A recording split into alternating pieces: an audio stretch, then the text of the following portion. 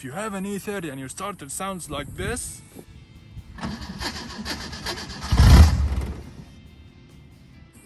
or if your starter doesn't run at all, you better watch this video.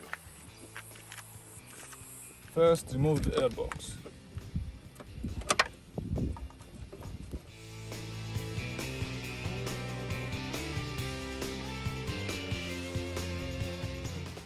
Now, when you remove the airbox, flow meter and the fuel filter and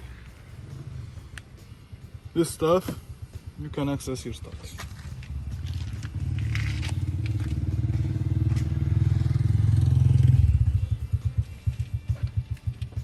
Okay guys, on E30 starters, especially if you have an M20 engine, it has only two bolts. One on the underside and the other is on the top side. Both are bolts and nuts, so you want to hold the bolt and undo the nut, or vice versa together, or the bolt will spin with the nut.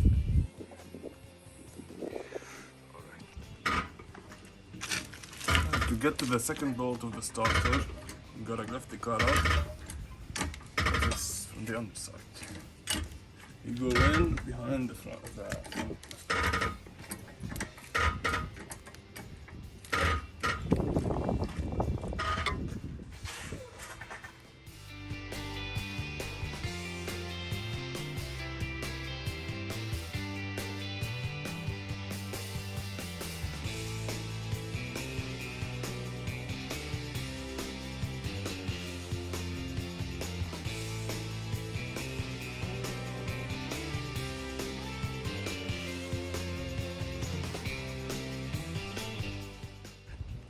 Okay guys, so I managed to get the starter out.